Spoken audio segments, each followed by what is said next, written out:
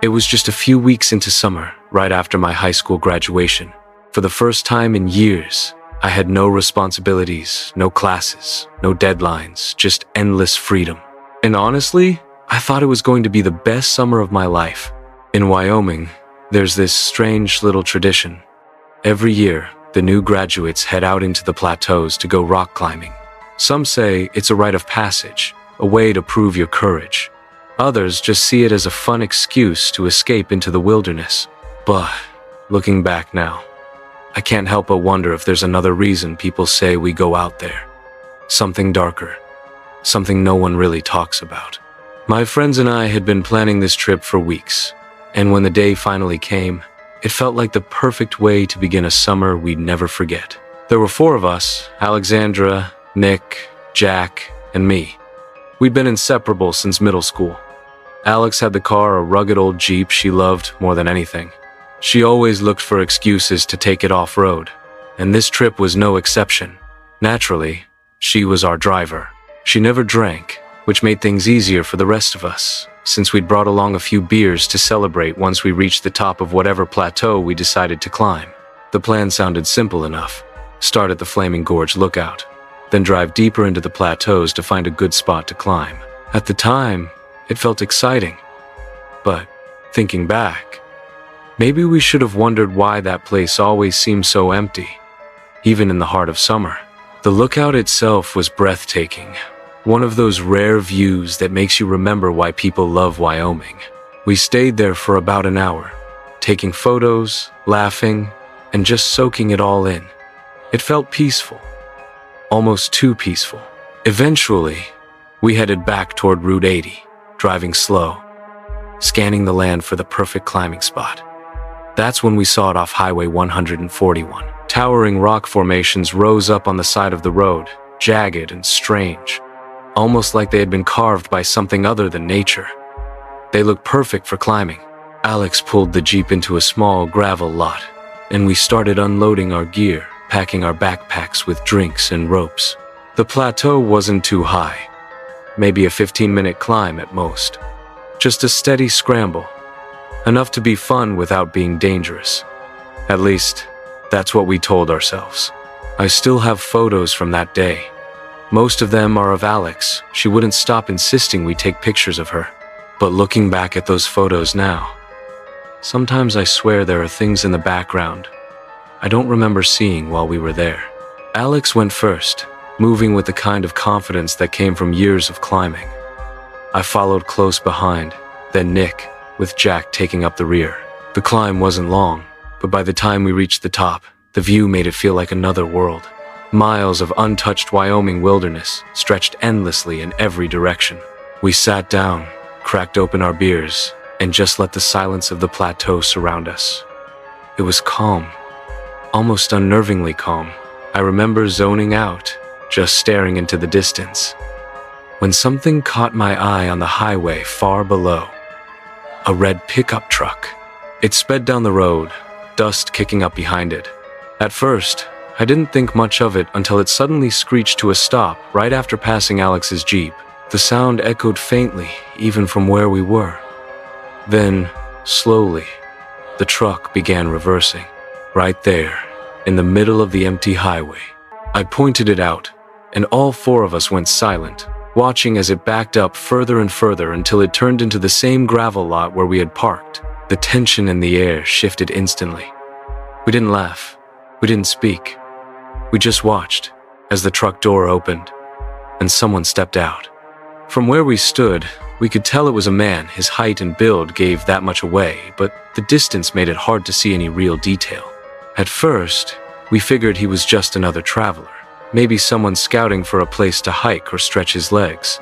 But then, his behavior shifted. Instead of wandering off toward the rocks, he circled Alex's Jeep slowly, almost deliberately. He leaned against the windows, cupping his hands to peer inside. Then he tugged at the door handles, one by one, testing them. The way he moved around the car, it didn't look casual. It looked intentional. Nick didn't even think. He just shouted down, "Hey!" His voice echoed across the plateau, sharp and loud in the still air.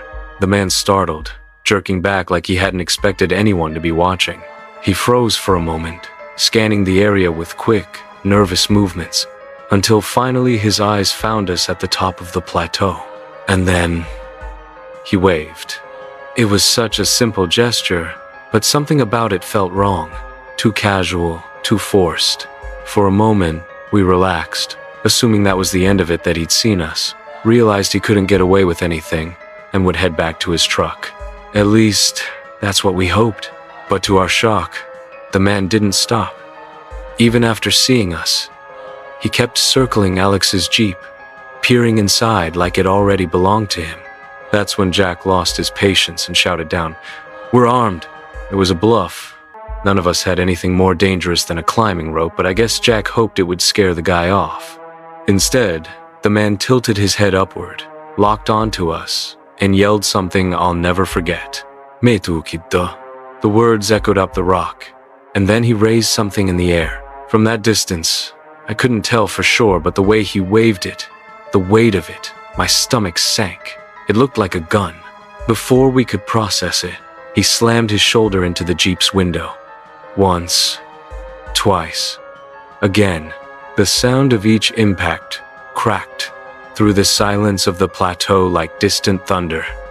Alex exploded, screaming down at him to stop. We all joined in, shouting, cursing, anything to make him back off. But he didn't. He just kept hammering at the glass, relentless, like he was in some trance. That's when instinct took over. We scrambled down the rock face, hands slipping on stone, hearts pounding so hard I thought my chest would burst. I've never climbed down anything so fast in my entire life, and even then, it felt like we couldn't move fast enough.